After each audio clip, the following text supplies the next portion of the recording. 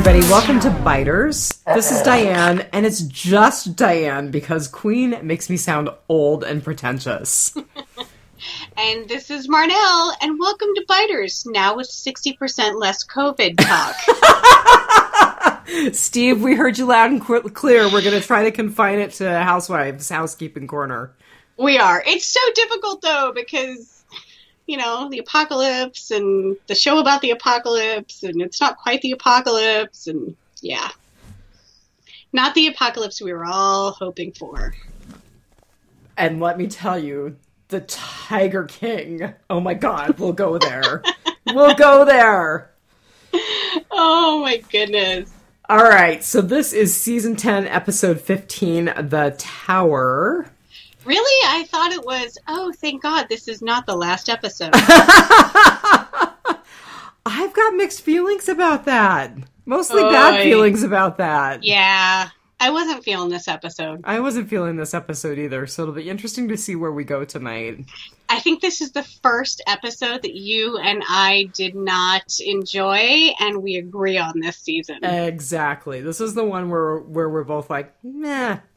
Womp womp. Yeah, even hubby called it filler. Yeah, middle book. Yeah. All right, tell me your reading. So my rating is the lowest that I think I've rated all season, but it's still actually kind of high because, I mean, it's still a good show. It still had a lot in it. 3.8 Stray Cats. Okay, I was going to give it 4, but as we've been talking, and before we came online as we've been talking, I kind of re-rated it in my head. 3.75 cool sets of wheels out of 5. So we're pretty close. We are. I mean, it's basically the same rating. Yeah, it lost 0.1 on the rewatch. I agree that it lost on the rewatch. And one of the reasons why it lost it for me is because, you know, we've had issues with the lighting. We've had issues, I think, with sound. In this episode, I did have an issue with sound. And I actually wound up having to go watch parts of it a third time with closed captioning on so that I could catch it. And it was mainly the whisperer horde that I couldn't figure out what they were whispering. And that kind of, you know, took me out of it. So. Okay, I don't know what tech god blessed me, but for some reason they are all recording now with closed captioning, and I'm very grateful. So I actually am dropping cable, which I can't do quite yet because, long story short, for some reason our telecom line that we all call into for meetings, since I work from home now, it prioritizes one phone company over the other. And so my cell phone doesn't like to get through. Like, I seriously have screenshots that I've sent to my boss where I've called 36 times in a row and I can't get through. And my home phone connects automatically. So I have a cable phone internet package. So I can't drop cable quite yet, but I got Sling. Oh, you'll have to let me know what you think of the service. So far, I really like it. Really? Yeah, I can get Walking Dead and Talking Dead live. So I was live tweeting with Talking Dead last night. Oh, nice. Yeah, so far pretty happy. Got definitely a learning curve, but I'm really trying not to be one of those people that gets stuck in tech and never moves forward because I work with somebody like that. And it's very frustrating because you don't learn new things. So yeah, Sling pretty good so far. So I have to tell you, I totally became that person who bought yet another streaming service because we're essentially imprisoned in our home. Right.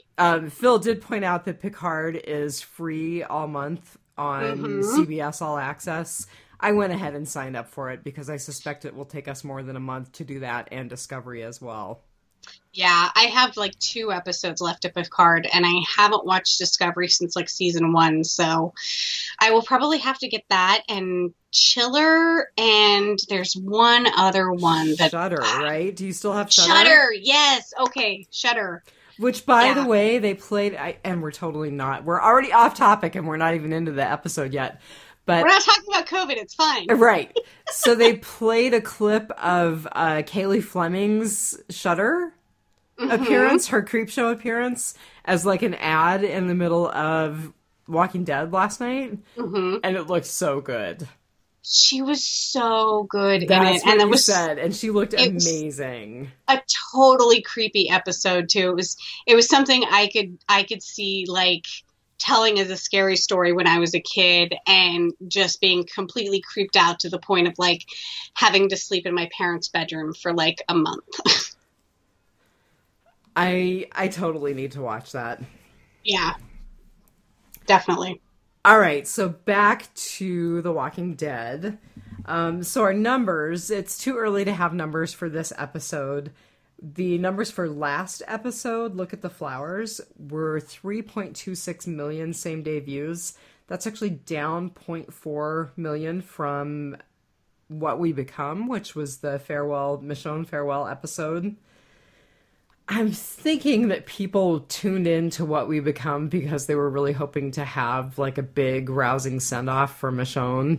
I'm thinking that's why the numbers were down for Look at the Flowers. Right. I did see that this episode has an 80% rating on Rotten Tomatoes. I found it really interesting. I think they mentioned it on Talking Dead, or maybe it was another podcast. It might have been Aim for the Head, where they were talking about how it's because of everything that's going on.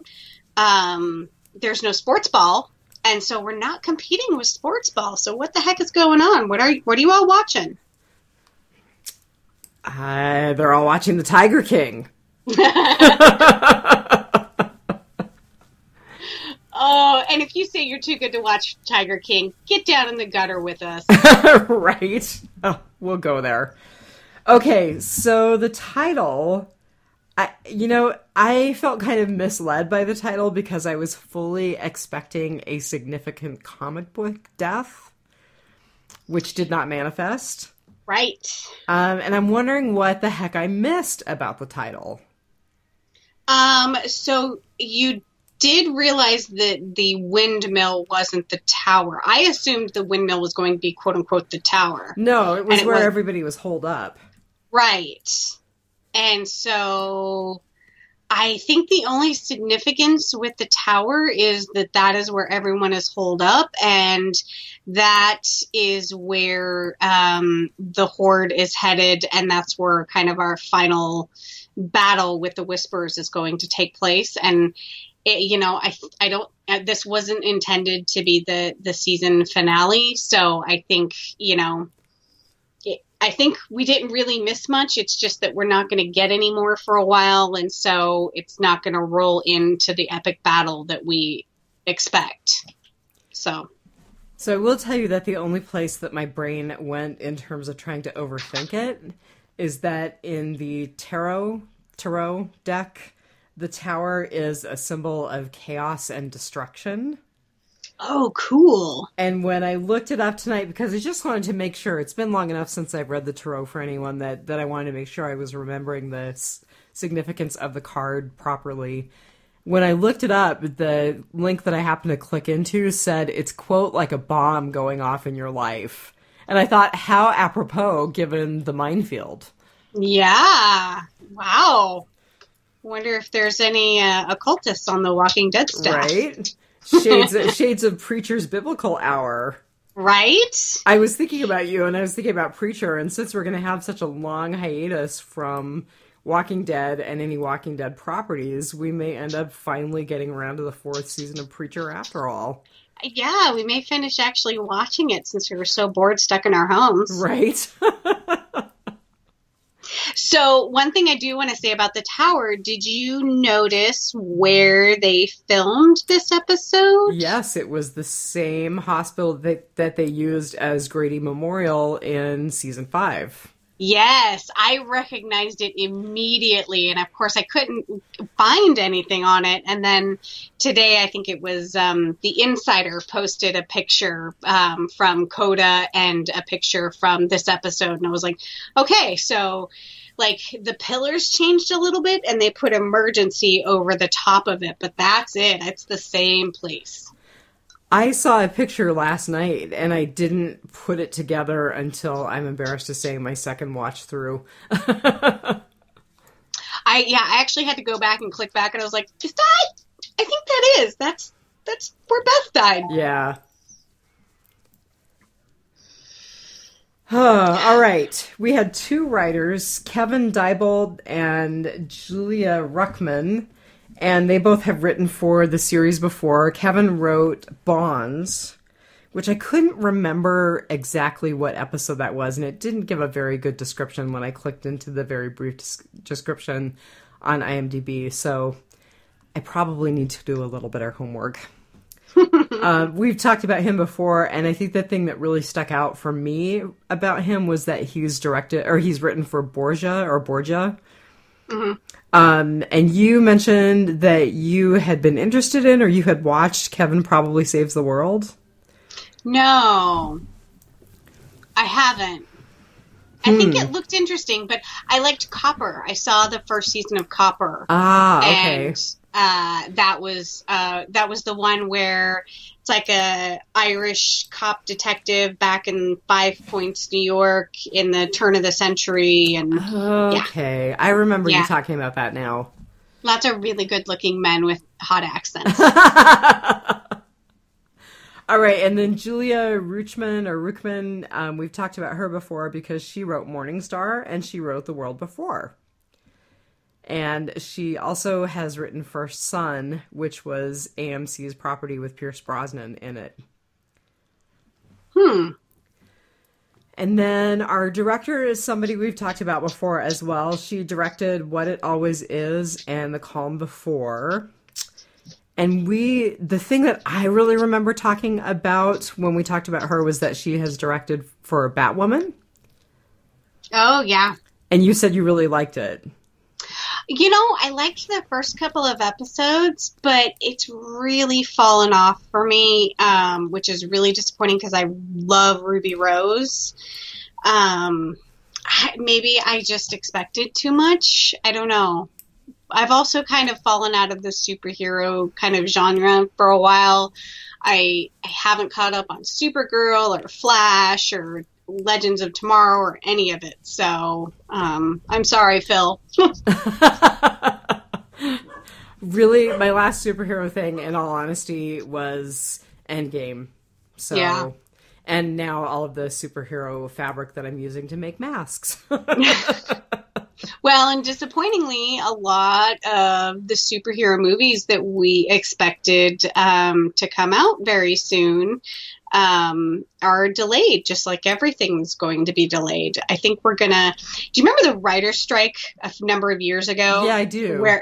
Where like, we were fine for a few months. Did you and I talk about that last time?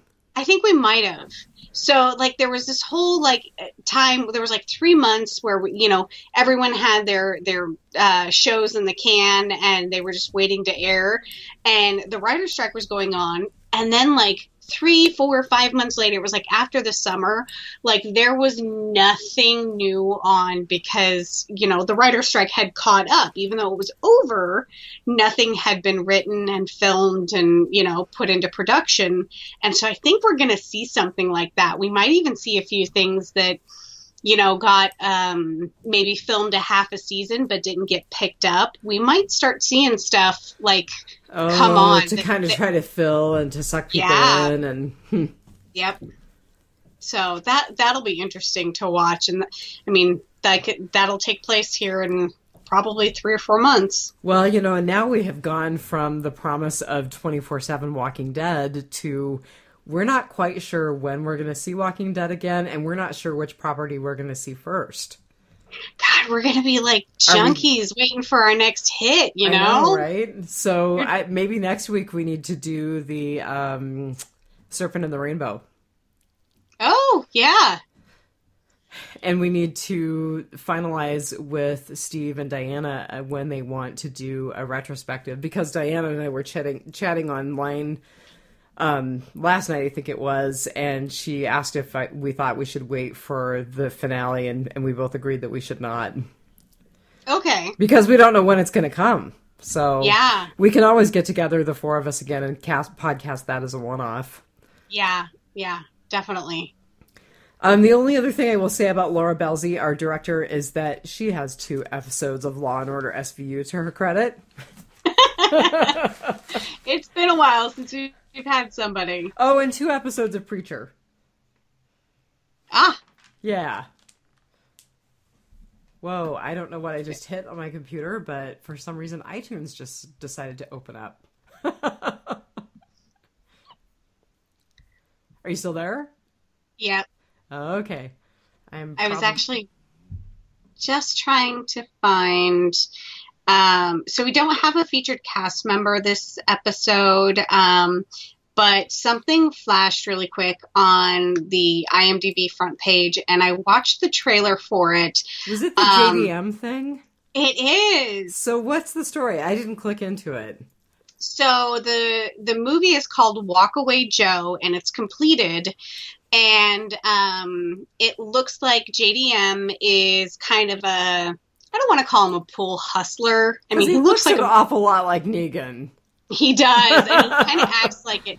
He's not really a hustler, but like he's a very good pool player, and he's like he's teaching his son, or he taught his son, and he and his son are kind of playing pool. But then, like, things go bad at home, and he just totally runs out on his wife and son. And so his son goes on this big trek to find his dad and I guess confront him or something. And it's about his son basically pool hustling along the way to kind of get wherever his dad is, who's JDM, and the complicated relationship that ensues between the son and the people he encounters and his father. So it looks pretty good. Doesn't look like it's got like a huge production value. It's almost, I want to say, made for TV, but let's be honest, we'll watch anything with JDM in it. I had a new patient last week who was a big Walking Dead fan, and she was very envious that we might well get our chance to meet JDM. Knock on wood. Famdemic is still proceeding as if. So, yeah, it's far enough down the line that hopefully we're over the bad spot. Yeah. All right. Housewives housekeeping, which is also the COVID corner this week. We're trying to contain the COVID, right, literally and figuratively. So I will read her feedback about the Michonne episode later, but I just wanted to give a big shout out to Victoria Morris, who is recovering from a COVID-19 infection. And she is doing quite well, but she promised she would keep us posted. So glad she's doing good. Yeah, totally. That's really scary. I should say presumed COVID-19 infection because apparently in the UK, testing is even more sparse than it is here, which is saying a lot. Wow. Yeah. So I don't know whether to be encouraged or discouraged by that. I'm going to roll with discouraged, but, I've kind of got the whole Cassandra of Troy thing going on right now. So, Well, we're COVID testing our tigers before our people now. All right. And that leads us right into Tiger King, which I finally gave in and watched. What a disaster. But a gracefully beautiful disaster. It was so awful. It was good. So, for those handful of people who are listening who haven't watched it yet, I just came away with the feeling that all of the key players were horrible people. All of them. Yep. Horrible. And there were so many little bit players who were kind of broken before they got involved with Joe Exotic, or what was that other guy's name? Dr. Whatever. Dr. Feelgood. Yeah. They were kind of broken before they got involved with these big personalities, and they're even more broken now. Right. It was so sad. I mean, even if you look at all of the people who quote unquote volunteer for Carol, that itself is like a multi-level marketing cult that she runs. She's a monster. She's awful. Yeah. Yeah. Yeah. So if you don't know who we're talking about. All of the people are awful, but at least they're they know they're awful. Carol's not being honest about how awful she is. I said to a friend of mine with her hippy dippy flower girl headband, that woman needs to get over herself. And she's a murderer anyway. So Yeah, she totally killed her husband. she totally killed her husband. I mean, we've always joked about putting our husbands in the dog food cooker. She fed her husband to the tigers. Either that or he's under that outhouse, right? The septic tank, Yeah. yeah. Yeah. Oh, I actually saw something, I think it's called The Murder Squad, that's got Paul Holes, who was the guy who... who found the Golden State Killer. Yes, he is starting to investigate the disappearance of Carol's husband. Oh, that's awesome. Oh, man, that's going to be a great Netflix series in 2 years. So, if you don't know who Paul Holes is, you need to listen to the My Favorite Murder Girls talk about the Golden State Killer. Right. And I can't remember what episode that is. And then there's the Michelle McNamara book, I'll Be Gone in the Dark. And then there was a podcast that was made about that as well. Yes. Which was phenomenal. Yeah. All right. I just want to say I am still making masks. I'm getting better. I've got them down to a little bit under an hour a piece. I have people all over the U.S. who are getting masks, which is actually very cool. I'm very excited about that. And I will just tell you that I never thought I would be a gin drinker, but I am on my 3rd gin and tonic for the day.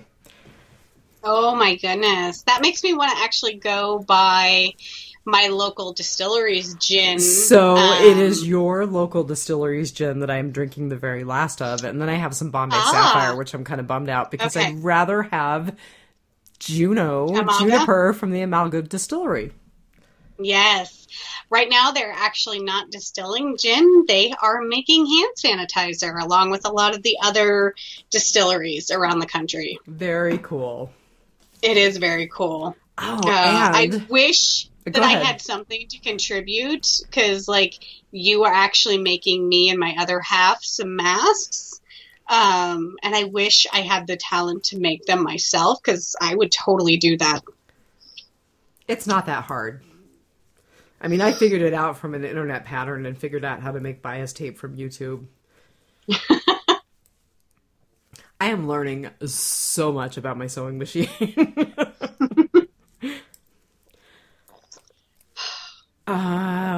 What was I going to say? I can't remember what I was going to say. It must not have been terribly important.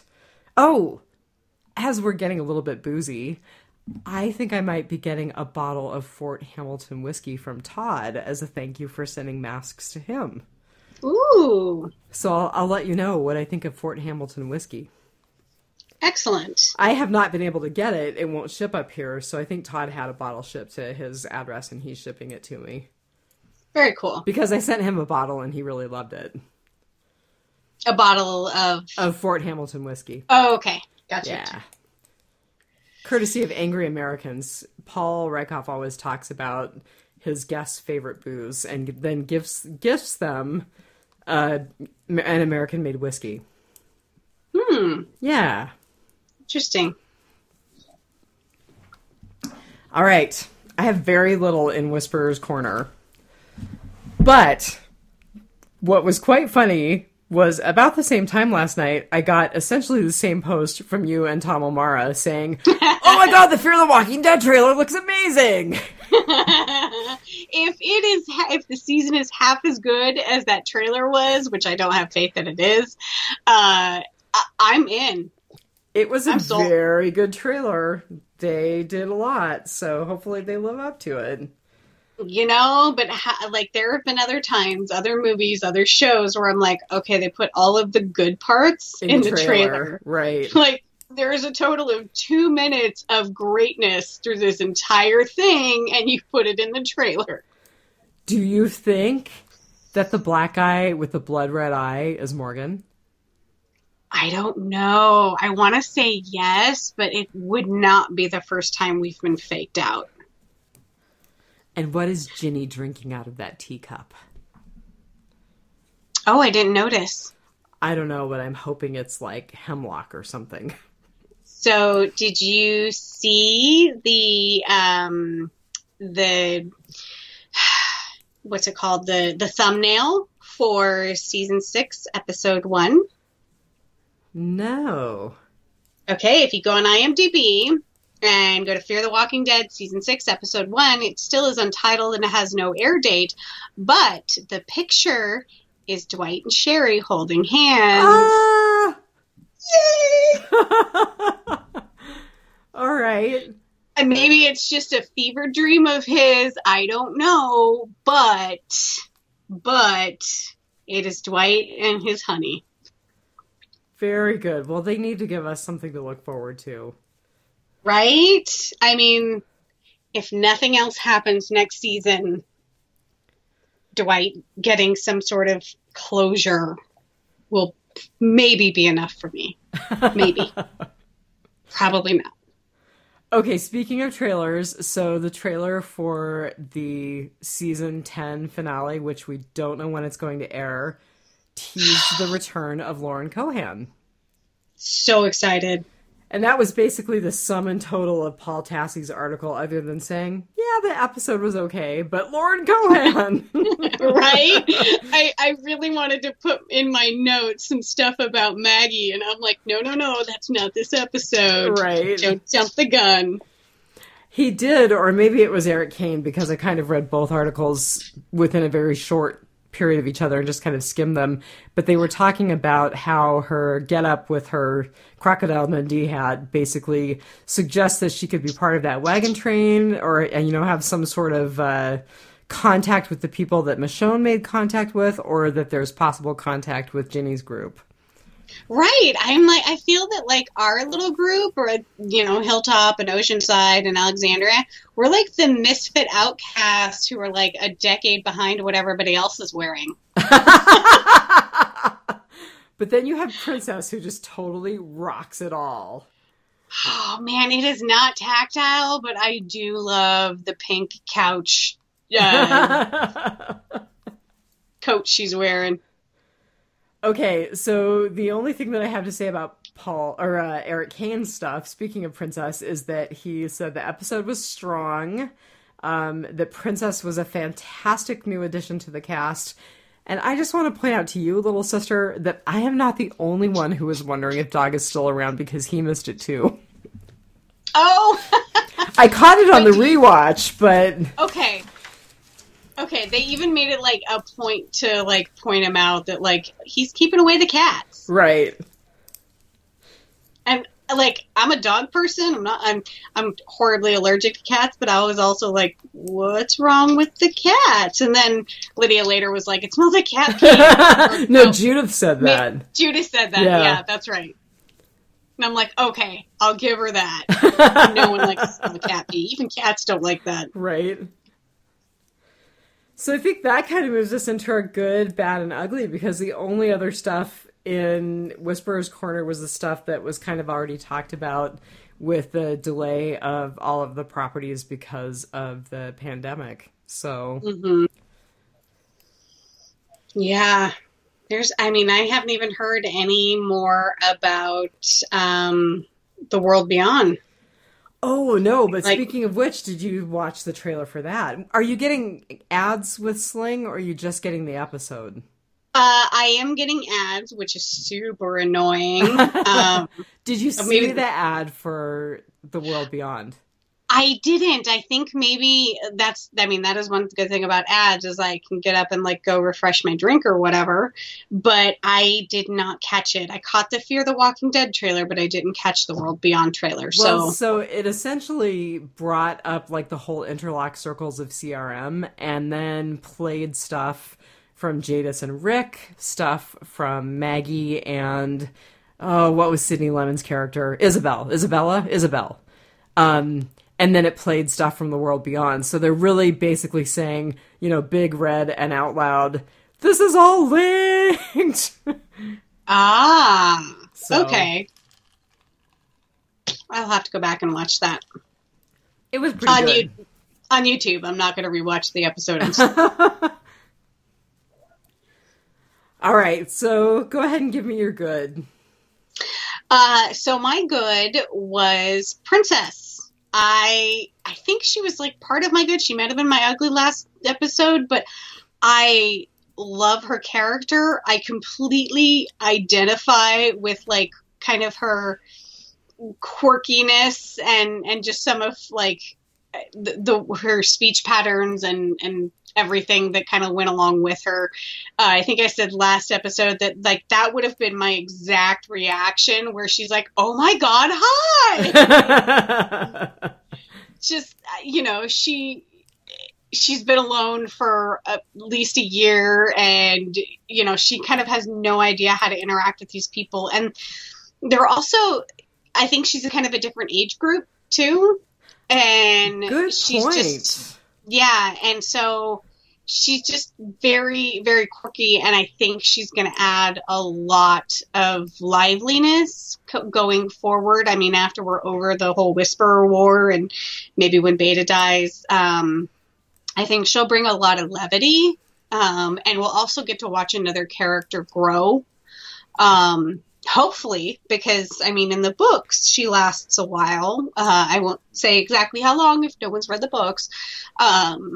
But, so, I mean, hopefully she sticks around a lot, because I really love the actress. I really love the character. Yeah. So I'm totally going to have to look up where she comes into the comic books again. I think she comes in fairly late. I don't think she's... You know, I think she comes in pretty close to the end of the series. 171 or 173? Okay. I think it's 171, and 193 is the last book of the series. 183 was the last book.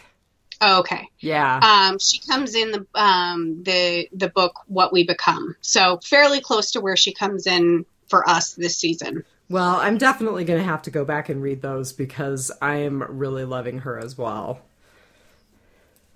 Yeah, she seems to be very spot on, and it'll be interesting to kind of see what they do with the character, because we know that they are way off book at this point, and there's a lot of characters that she interacts with that we haven't seen, so they're not in our world yet. They haven't, you know, been real big characters, and yeah, the storyline's a little bit different from where she entered, and so it'll be interesting. But yeah, I think we've got a lot of heaviness coming our way with, you know, dealing with the Whisperers and the aftermath of that, and then Maggie coming back and having Hilltop being destroyed and having to kind of rebuild Alexandria, and yeah, I think there's going to be a lot going on. So I'm really happy that Princess is going to be there, hopefully for a little comic relief, because she certainly makes me laugh.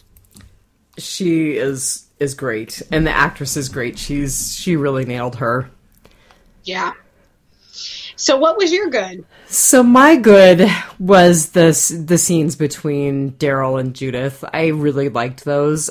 They were a little bit too maudlin, which is why they're not my ugly.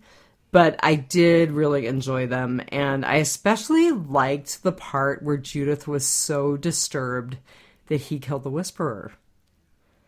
I thought that was really? I thought that was very interesting, and I wasn't quite sure why she was so disturbed, but she really perseverated on it, including saying, you know, I can't believe we just left her like that. What if she had family? I think it was really bothering her that she might never see Michonne again. And even, you know, Judith says it, and then Kaylee Fleming talked about it, you know, being fearful that if she told Daryl about Michonne's mission, that he would leave as well. So I think she was feeling really insecure, and I think she was probably identifying with that, maybe overly identifying with that Whisperer. Yeah, I wholeheartedly agree, because I didn't get it at first either. I was like, why is she so weird about killing the Whisperer? But then it was like, she brought up, you know, what if that was, you know, someone you loved? And I was like, oh yeah, like Michonne could totally die in a ditch, and like, and she would never know.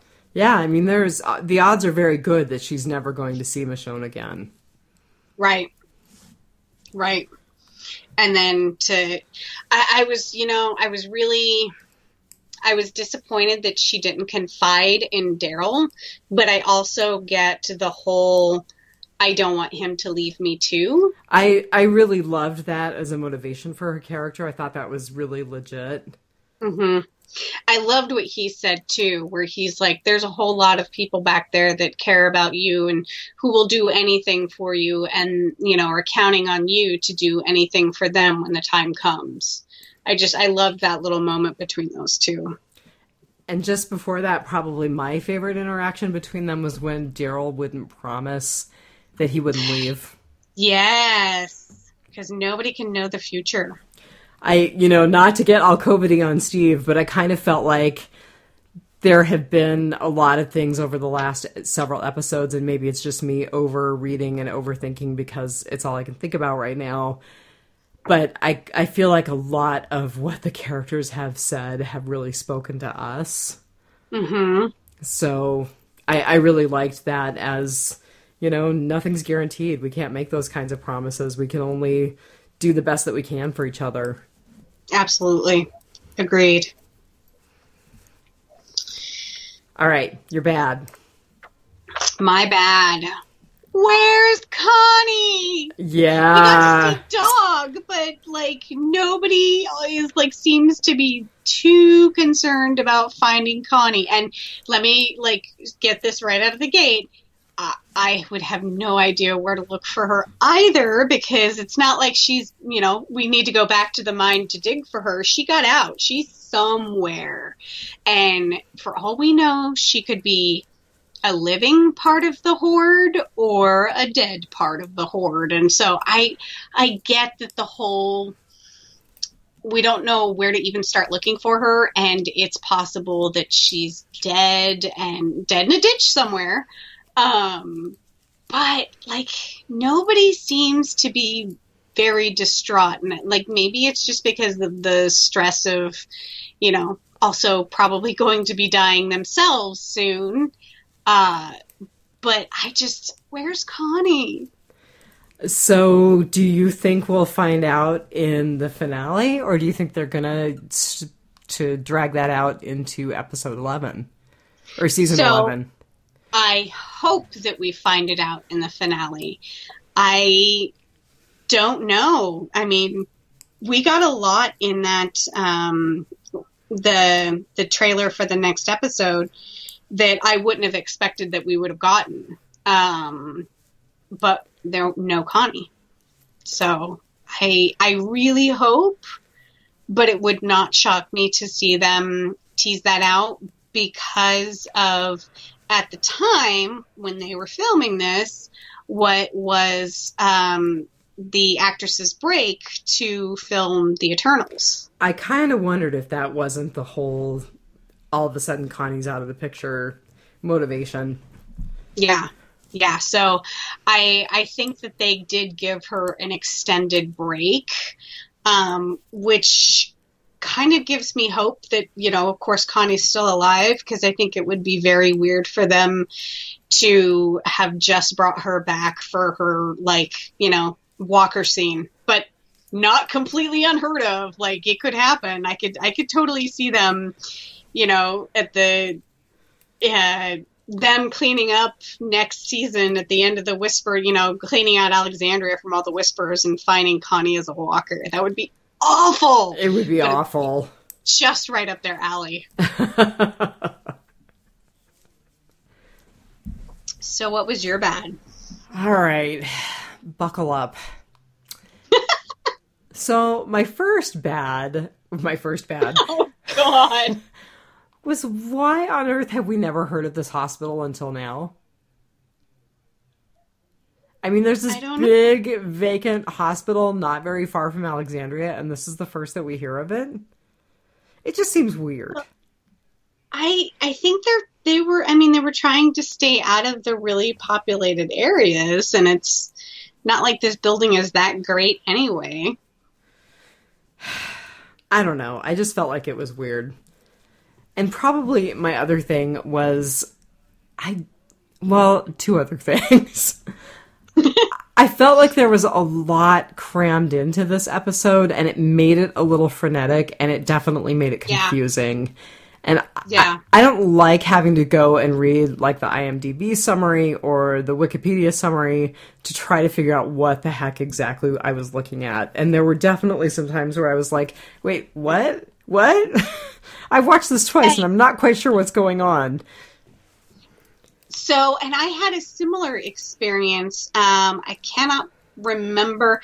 I think it was a Deadline article. It was either Deadline or Insider or one of them that I didn't understand.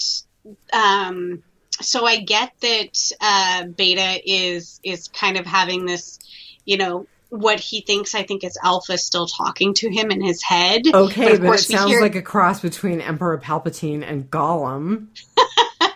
And it has some of her, the cadence of Alpha's speech. There was a couple of times where I could totally hear the inflection of Alpha. So that was kind of cool. But I was like, how did he know to go to this hospital? They're stumbling around Alexandria, and all of a sudden they're like, oh, yeah, they're totally at this rando hospital. Right. That, again, we haven't really talked about until this episode. And they've been in Alexandria since season 6. The article that I saw said that he saw the stray cat, and apparently he knows that all the stray cats hang out in that tower, and since there was one on the loose, he was like, oh, they're in the tower because they drove out all the cats. And I was like, really? That's how we got from A to B? Right? Okay, I'm right there with you. I'm like, what? That's a stretch. Yeah, there was a couple of things where it's like if I hadn't seen Talking Dead or if I hadn't read an article or something, I would have totally not gotten it all. Yeah, it just was not. I mean, there were some great moments.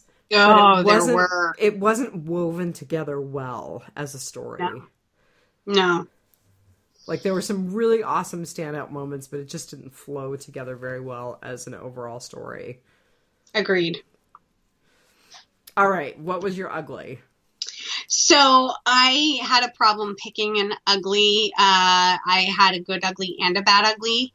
My bad ugly was the Carol and Kelly interaction. And I feel like Kelly totally let Carol off the hook. Yeah, I agree. And I'm kind of upset about that. Like, it was very nice of Kelly to be like, everyone learning sign language because of me, and that being a huge tactical advantage.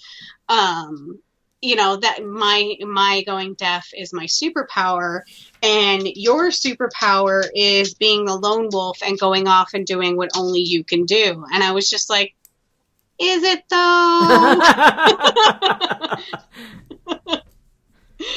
So I just was like, yeah, no, don't let Carol off the hook. We're all mad at Carol this season, and we're going to stay mad at her, and just let us have that for a little while, okay? Yeah, that scene didn't really do a whole heck of a lot for me, and I was a little bit bummed, actually, that they rehashed the superpower thing. I liked that she finally did point out that, and they made it a point of Kelly showing Kelly teaching Gabe sign language, and of course Alden and Aaron were kind of were using sign language. And I think we had talked about that way, way back, where it was like that. I'm surprised that nobody had kind of, with all of the books that I'm sure that they've collected, I'm sure there's a book on sign language somewhere in Alexandria's library, that I'm surprised that for at least a tactical advantage, especially against a group called the Whisperers, that we haven't learned sign language. And it's a, really good, handy thing to know in the apocalypse, I guess. And so I was glad that they pointed out that, because of Kelly and Connie, everyone was learning it. So. All right. What was your good ugly? So just briefly, we talked about having some really good moments in this episode. And I absolutely loved the second interaction with Negan and Lydia. Oh, where she really kind of uncorked on him. Yeah, and he's like, you should hit me. It will make you feel better. And I was like, no, it'll make you feel better. Good point. Right. Like, he just... It's more about assuaging his guilt than actually letting Lydia get it out. Exactly. Just like looking at his vulnerability and you know, he is seeking some sort of forgiveness or redemption or something from, at the very least, Lydia. And, you know, good on him. I mean, you did kill the kid's mom, as horrible as she was, and as much as she's, you know, Lydia says she didn't like her mom, and, you know, you kind of, but it was kind of self-serving, you know, he did it for a very self-serving reason. And so I think it's going to just add to the interesting story arc of Negan going forward, because I can't imagine Maggie coming back and everyone's like, yeah, we're cool with Negan now. Oh, yeah, like, good point. I'm just like, oh my god, what's going to happen there? I did really like the kind of pan in on his face where he looked like he was moved to tears while he was comforting Lydia. Oh, yeah, he definitely had tears in his eyes. Mm-hmm. Yep. So, those were my good and bad uglies. I cheated this time. So my ugly was a good ugly, and it was your good. I loved Princess. I mean, once again, she really made the episode for me. And if it was just a Princess episode, I probably would have rated it higher. I thought the actress was fantastic. I thought she completely has nailed the character. She's just so funny. I love that we get her internal dialogue externally. I'm not quite sure about the whole walking in circles, leading the group through a minefield thing. I'm not quite... That was another piece of the writing that I didn't really get. You know, I think that was a plot device as far as having Eugene sympathize with her. I mean, I really understood I'm going to extend having all of you with me as long as I can because I don't want to be left alone again. Right. And I actually thought it was really interesting. We're in Rotting Potpourri now, by the way. That she and Judith essentially had the same motivation. They both lied to the adults in the room to keep them with them. Oh my goodness, I didn't even think of that. Yeah. Huh. Yeah. That's funny. And I mean, Princess, for all of her bluster and her huge machine gun, is very childlike. Definitely. So I thought that was an interesting parallel. I don't know. I love Princess. I'm excited about her. I'm looking forward to seeing what they do with her. I think her dialogue is great. It's kind of a nice twist on Eugene's dialogue. It's very quirky, but it's refreshing. It's understandable. It's funny. Yeah. Whereas as Eugene's has gotten a little bit tired. Yes. I will also say that, you know, one of the things that I loved about Eugene, Rosita, and Abe is that they were really literally ripped from the panels in the comic book. And she is also. Yep. So given that, I don't think that we get in the comic book, we kind of get a backstory. She briefly goes over, you know, her upbringing, but I don't think that we get the 9 years between the apocalypse happening and the year that she's been alone. Like, what happened in those 9 years that, you know, she's alone? I know in the comic books why she prefers to be alone, actually, even though she's, like, craving human company right now. There are times where she's just like, peace out. Like, it's just better to be on my own. And see, it's been so long since I've read those issues that I need to go back and reread them. But I don't think that we got the, like, was she with another group for 9 years? And then she was just like, you guys are crazy. I'm just going to go be on my own. Or, like, did she, like, murder that? I don't know. Well, like, we don't have that big a time jump in the comic books, though. True. But I just wonder if they're going to explore that right. as to why if we'll get more of her story. Yeah, I don't know. Because there's definitely a whole wide world out there, that there's other people just, jamming around and, looking for, other survivors or looking to take advantage of other survivors. There are the Ginnies of the world looking to take advantage of you. Negan, I'm like, yeah, there's a whole lot of other people for good or for bad, and it just surprising she was on her own for a year, but what was she doing before that? So I don't know if we'll get more of her story or not. Yeah. Okay, special effects. I really like the Walker firing line.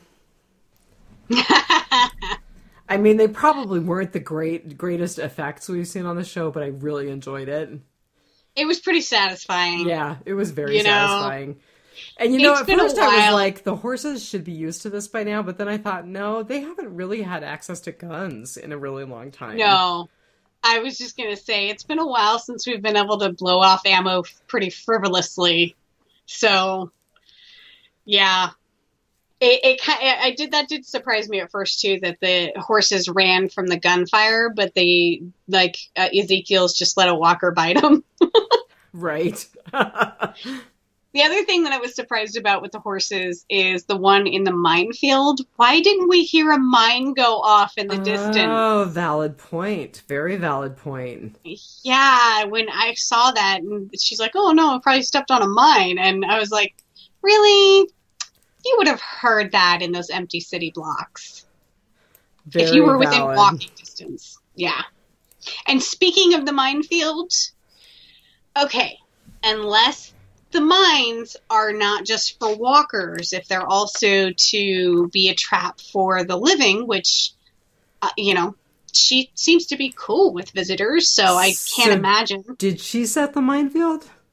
I don't know, but she knew how to get through it, right. So...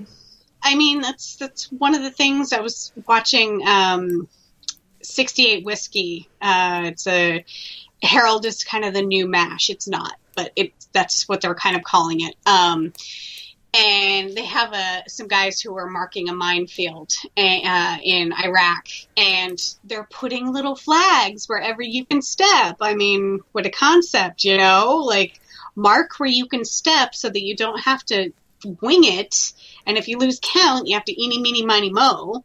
Right. Like, either mark your steps, or if you set the mines, mark your mines somehow. And it doesn't even have to be obvious to other people. Yeah, dare I say it, there was some sloppy writing. There was just a lot of stuff where I was like, how'd that happen? I feel like it was very rushed to get through a whole bunch of plot devices so that we could get someplace else. I do too. Yeah. I will say that the scenes where Beta is looking out over the Horde in Alexandria, those are ripped from the comic book. There are some very nice parallels between the Horde in Alexandria and the Overrun in the comic book. Yeah. I really liked it a lot. Yeah, we had talked about that because there was a major character death that happens right around then. Associated with a tower. Right? Right. So, what exactly were Aaron and Alden staying behind in the windmill for? I have no idea. It was Aaron really dumb. Aaron wrote something on his metal arm, but I couldn't figure out what it was. I mean, was it... I can't imagine that he counted how many were in the herd, and that's what he wrote down, because, like, one, I don't think you could count the herd, and two, you'd think you'd remember the number. Like, if there were, like, 873 walkers, I'd be like, there's about 900 walkers, Like, right. I don't know. Yeah. I have no idea what that was there for, or why they risked staying behind in the windmill when, I mean, obviously the Whisperers weren't that thorough in their search for the Alexandrians because they missed 10 feet from them. But yeah, I don't understand why they stayed behind for that little wisp of intel. that they couldn't even get back to the group? I don't either. I don't have a good answer for you. Okay. So another thing that I think was just kind of sloppy writing, because I didn't see really the progression of the character with this idea. Yumiko was so anti-princess. I mean, she was really pretty awful. Right. And then all of a sudden she becomes the person who's inviting Princess to go along with them. Yeah. If you would have had to pin me down, I would have said it would be Eugene, other than he's pretty singularly minded right now. Just because he kind of identified with Princess and her whole, like, lying to the group to stay with them longer or whatever. Yeah, that was a pretty big turn that Yumiko made. And just for the record, I don't think Yumiko is a very nice person. I mean, of all of the people in their group, she is consistently the nastiest. Yeah, it's funny. I guess, I mean, they were together before the apocalypse, but I never really saw what Magna and Yumiko saw in each other. I get that they had interaction as a lawyer and a defendant. But it's one of those things where it's like, okay, like I could see like hooking up, but I can't see those two having a relationship. But then I also was like, when Magnus started being a witch about, whatever, and started fighting, I'm just like, where did that come from? Like, their whole relationship, I'm just like, I liked them together. I didn't see it, in real life, but I liked them together. And then all of a sudden Magnus like, no. Yeah, I would have to say, overall, I still think the writing's been great this season, and we've had some really great episodes. I'm going back to Ghosts. But I do think Magna and Yumiko as characters and as a couple were victims of not the best writing. So I think we fall victim to that whole, the book is always better, because one, you get everyone's inner monologue, and two, you have much more time to flesh out aspects of different characters that just doesn't. Sorry, we're having a little moment. I think this is Mouse deciding that it's time for her to be elevated from the bed down to go get her 8 p.m. drink of water. Oh my goodness. Oh my god, she's such a princess. She is. No fluffy pink coat. I was going to say, I'm going to get a pink fuzzy sweater now. Anyway, sorry, you were talking about the book being better because you can flesh people out and... Yeah, and you can just... there's just a lot more usually contained in the books than you can put on screen. It doesn't always translate to the screen. I was actually watching a movie. It's kind of a controversial movie, so I won't name the name of it because it's a true story, and all of the characters in it were true except for one. There was one fictionalized character. Well, and now we're all insanely curious. Okay, it was Bombshell. It was about the Fox News. Oh, I haven't seen it yet, but so. Margot Robbie's character was fictionalized because they said that they basically rolled a whole bunch of different other characters that were involved in it into one person to for the ease of storytelling on screen, basically. And I was like, okay, so it wasn't just that one chick that had like all these experiences. There was like 4 other women, and she just encapsulated them all on screen. So sometimes you have to do that. You can't always tell the same story that's in the book because it just doesn't translate on screen. So I think we fall victim to that. I don't feel like there was a lot that was done in the comic book that we didn't get with Yumiko and Magna, though. I mean, I feel like they tried to make it really big and it just didn't happen. I don't know. We did see Jules with Luke again. Yes. Did you notice that? I did. And what was he doing? Was he trying to, like, fix a radio or something? That's what I thought. Okay, because I was like, okay, what's the errand that needs to be ran, and why are they trying to hotwire this old car? And then I was like, okay, they're not trying to hotwire, they're trying to rip the wiring out of it. So between that and the promise of wheels by Princess, I kept thinking, who thinks they're still going to have gas that works in the apocalypse? Who thinks they're going to have gas at this point? Right? Totally. I know. I was like, really? She's got a whole garage? I can believe she has a whole garage full of cars, but if any of them work... No. Like, I mean...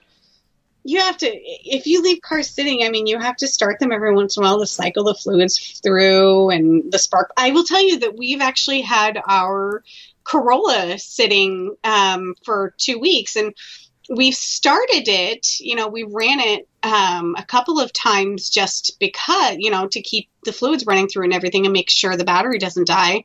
Which, by the way, Marnell's quarantine is over and she is healthy. Yes. Okay. I was two weeks symptom free, and my quarantine ended on Friday.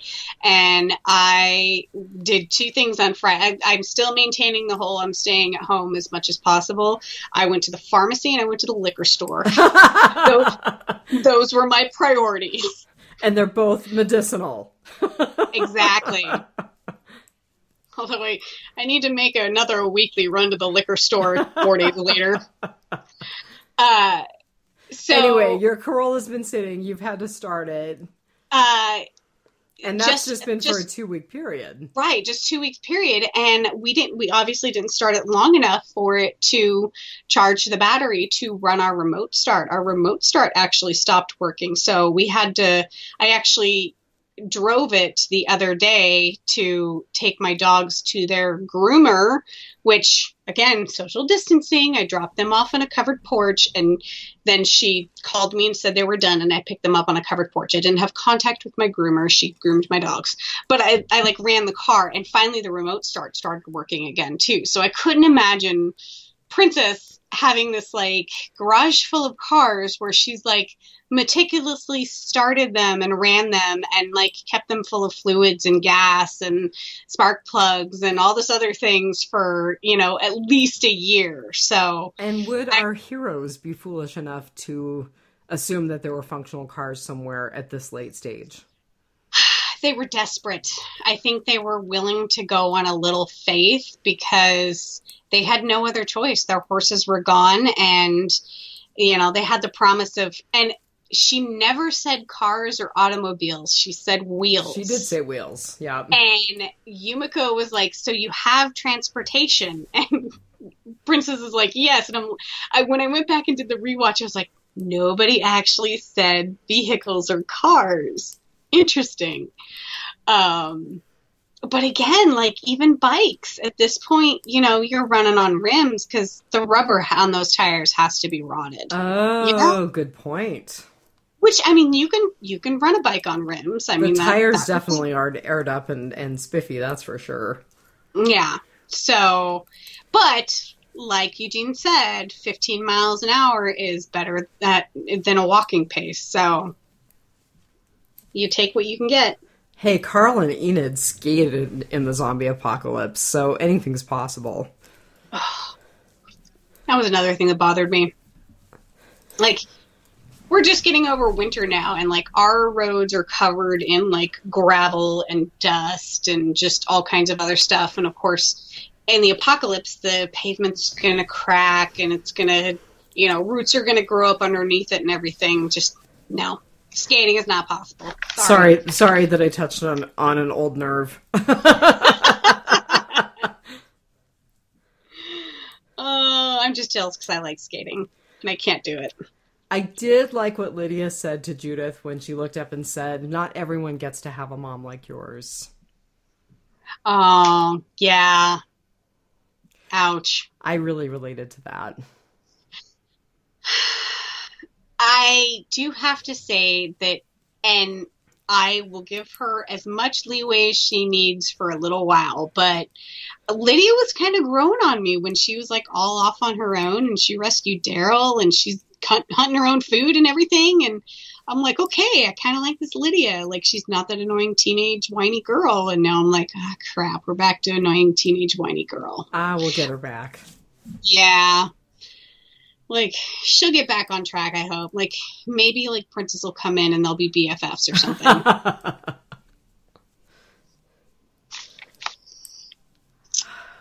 I know, I'm looking to see if I've got anything else. I love the part where Princess is like, they're like, why not Queen? And she's like, because it makes me sound old and pretentious. Right. And then, I used that as my beginning. Oh, and then Ezekiel was like, I'm Ezekiel. That was really funny. Oh. Because he was definitely channeling his king persona in terms of being courtly and wordy and... Yes. Yeah. And I love how when Yumiko wanted to take her gun, that she's like, I don't know, I could probably take out one of you, maybe two of you. And then she looks at Eugene and she's like, but then I'd have to deal with you, and like, she pointed out that she was going to kill Eugene last. Like, that's interesting that you had a whole plan of who you were going to take out first. And I don't know, like, I think it would have been Yumiko, Eugene, and then Ezekiel. Maybe, I don't know. Or maybe Ezekiel and Eugene. I don't know. Like, out of the three, which one would you try and take out last? Again, we get the whole internal monologue, which I really like. I would take out Yumiko first because she's the most threatening. Yeah, she was the most assertive and threatening. And so that's why I was thinking, like, the king last, because he seemed to be the most affable, Although if you look at him, not knowing that he has thyroid cancer, as compared to Eugene, he looks like he's more of a fit warrior than Eugene. Right. And so, I can totally get her reasoning, but I thought it was funny. I thought it was funny, too, that completely slid. Like, Eugene wasn't like, oh, I'm flattered you wouldn't kill me first, I loved the line that Ezekiel had when they were going through the minefield, and he's like, I have been afraid of many things, but this one's new. When she was like, stay close to me and please watch your step.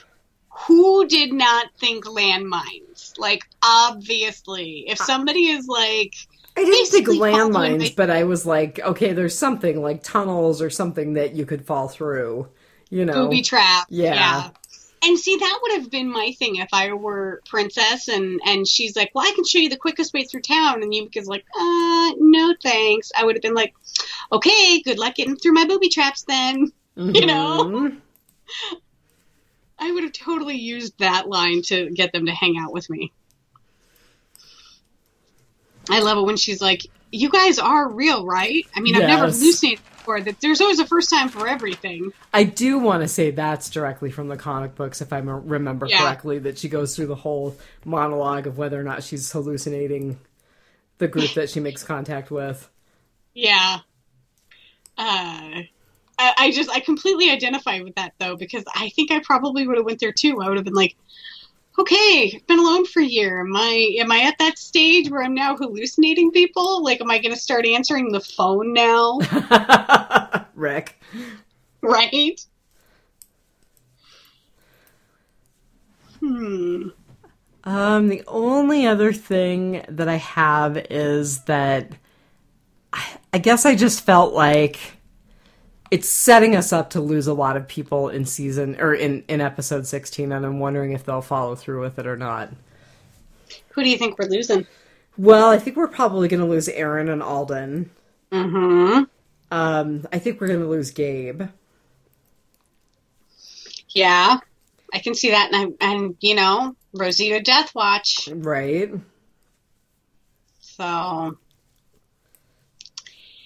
yeah, I can see all those, and of course Ezekiel. Mm-hmm. Although there was another, I think it was Deadline, either Deadline or Insider. Might have been one of the Forbes guys too. They were talking about how it's like, well, if we're gonna go visit, a place that, has means, is it possible that Ezekiel gets treatment for his cancer? Oh. And I'm like, even if he does at this point, you know, I just can't imagine that it hasn't metastasized, you know? Well, you know, Diana keeps joking that he just needs to get in the back of a truck and go to Texas and everything will be fine. Just rub a little radiated Walker blood. Just, yeah. It'll be like targeted treatment. Right. There you go. It's radiation. It's all right? good. We were all nuclear scientists last season. We'll all be radiation oncologists this season. Yeah. I love how Steve and Aim for the Head in one of their last podcasts was talking about that, well, you know, we're not aviation mechanics like those kids from Fear the Walking Dead. I was like, oh God, I forgot about that.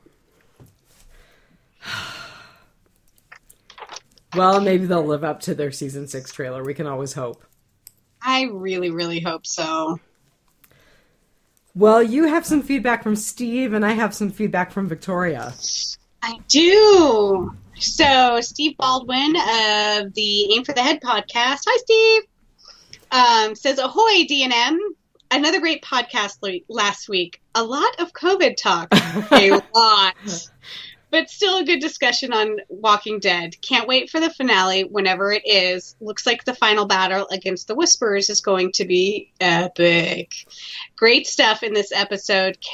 Carol and Kelly and Daryl and Judith and Negan and Lydia and Princess. What an intro. Not sure why Aaron and Alden were so close to the Horde. I totally agree. They were just begging to be caught. And look, they got caught. Right. Love how Beta is now completely cray-cray with the weird demon internal voice. I felt that like we missed some key moments, though. I would have liked to have seen Negan's return to Alexandria and how he was received. I'm really looking forward to that, and I'm really looking forward to that with Maggie, that happening when she's there. So we'll see. Diane. I know you were done with the whole hero of your own story idea, so you can go work on some face masks or something for this part.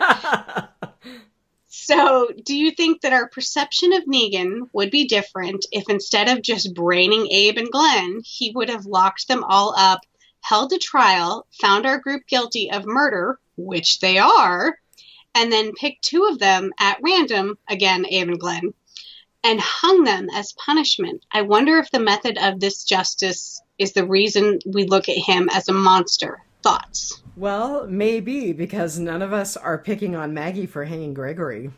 Exactly. We're all pretty over that. Yeah, I was totally going to go there.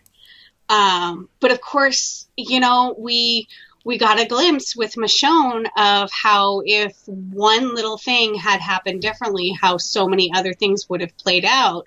And maybe if Negan had hung the 2 people from our group instead of bashing their heads in, then things would have worked out so differently that Maggie would have never hung Gregory. With Gregory.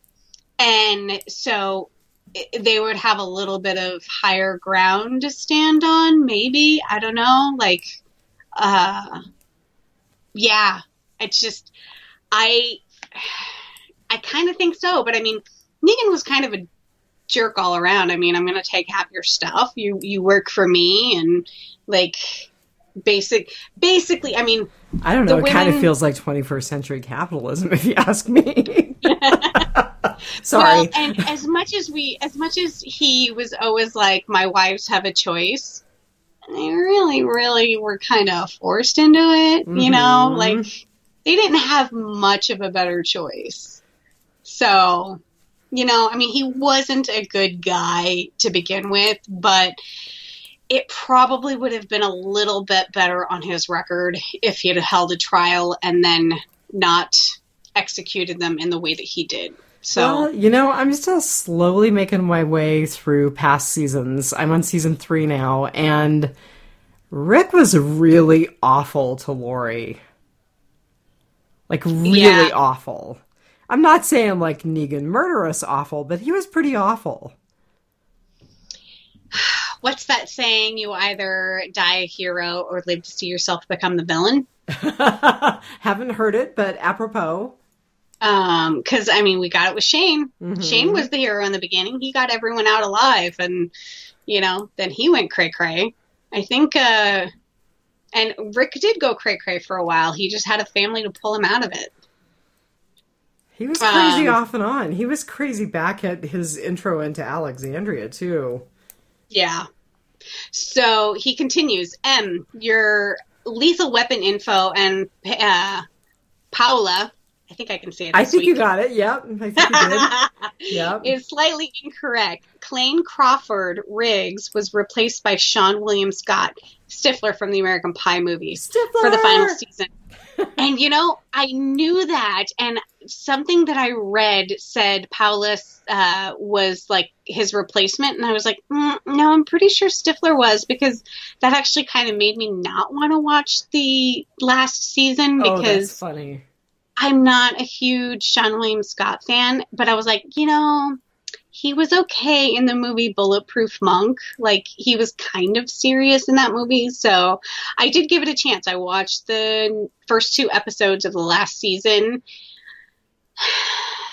It's kind of what I expected. Like, when I said I was giving him the benefit of the doubt, but it's not great. But I haven't got to the Paula part yet.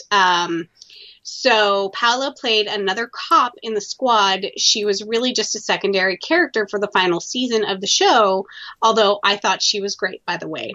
Can't wait to get your take on the tower. Until then, take it one dead day at a time and always aim for the head. P.S. Di, if your freezer is too full, you can always clear some space by making some hot dogs. Too soon? Ow. Peace. You know, I'm kind of worried with, like, everything being shut down, including vet clinics, aside from emergency things, that we're going to not have room left in that freezer because we've got an old sled dog. Oh. I mean, she's doing okay, but she's really old. Yeah. Sue. Yeah. Sue. Yeah. I love Sue. She's so sweet. She's pretty demented. Oh. Yeah, she's got old dog dementia. Yeah.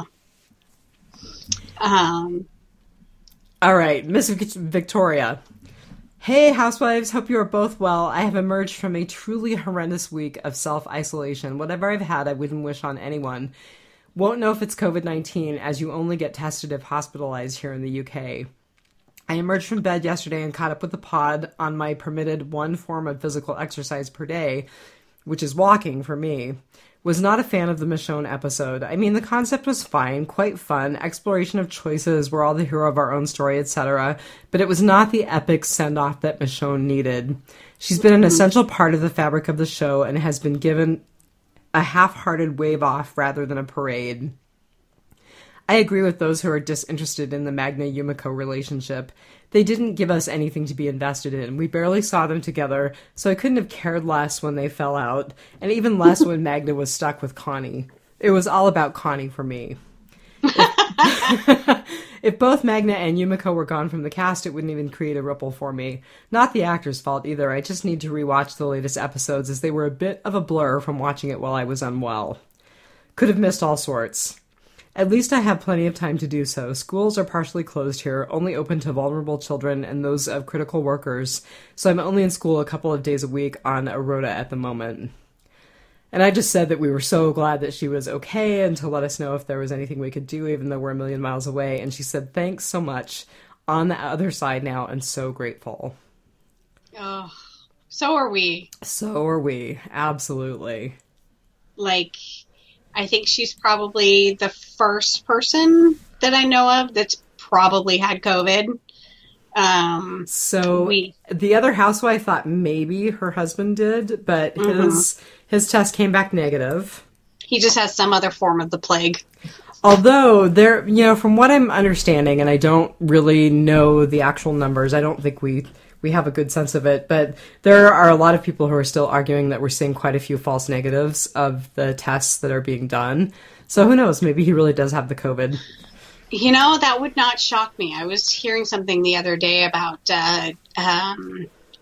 somebody who I was, of course, a famous person who had access to more than one test, and they originally got a false positive or a false negative, and then they came up positive and have since recovered. But yeah, that's really crazy that they are not testing unless you're hospitalized. Well, I think they were pretty late on the curve, too, what little I know about the way that the pandemic has impacted the UK.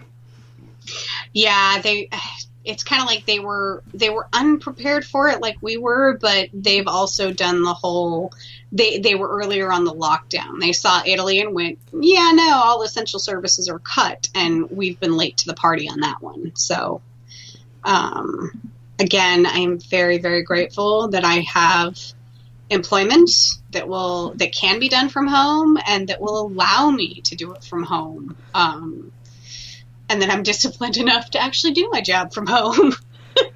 So not to get all COVID-y, because I know that we promised Steve we'd keep it to a little bit more of a minimum, but I'm kind of low man on the totem pole although at this point all of the healthcare providers are considered essential. But I actually went in for some diagnostic testing this morning, and 15 of the workers from our imaging associates here have been furloughed. 15. Wow. Yeah. So I'm a little worried. I may end up going and working in New York or something if I end up getting furloughed. I was just going to say, the places that are hot zones right now are screaming for help, and they are willing to pay and a lot of times put you up somewhere and everything. So if you have the means to travel and you have any sort of medical training or experience or anything like that, I would highly recommend if you can do it, because they need you. And, I look at you guys, and somebody else posted this. I think actually you posted it. If you thanked a soldier in wartime, thank a health professional now, because they are on the front lines. So, yeah. Which, by the way, I just have to say you're my hero, and I can't remember if you shared this on the podcast last time or not, but I was telling a fellow nurse on Facebook today who was like, oh my God, all these people who are trying to get on the elevator with me, they're driving me insane. And I said, all you have to do is what my sister did, which is say, I am being sent home for quarantine now. Which is true, because this dude is truly on the front lines. He is at one of the impacted nursing homes down south. I feel like we need to make T-shirts that I'm on the front lines, or I'm exposed to COVID-19 daily. Definitely maintain your social distance, right? Or the people who have had it, the people who have knowingly had it and gotten better, should have T-shirts that are basically, I'm kind of immune at this point. I can be your Instacart shopper.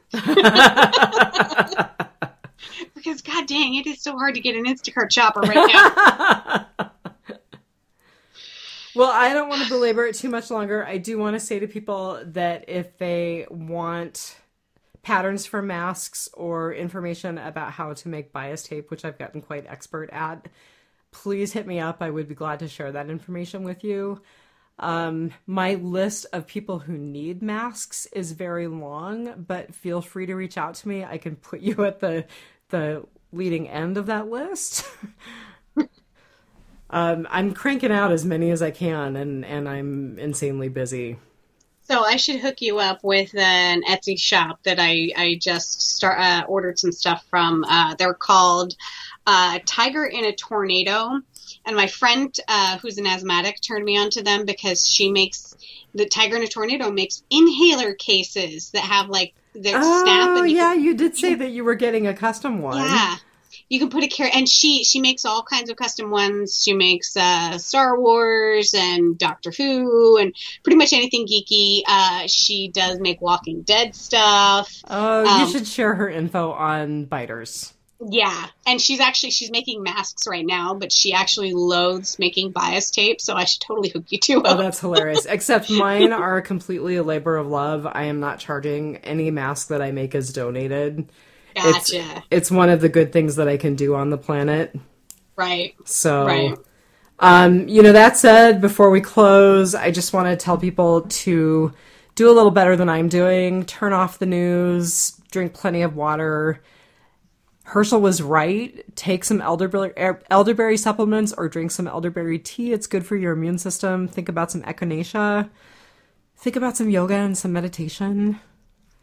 One of the things that I'm doing that has been tremendously good for my heart is I'm making sure that I don't listen to news podcasts on the way into work. I put music on instead.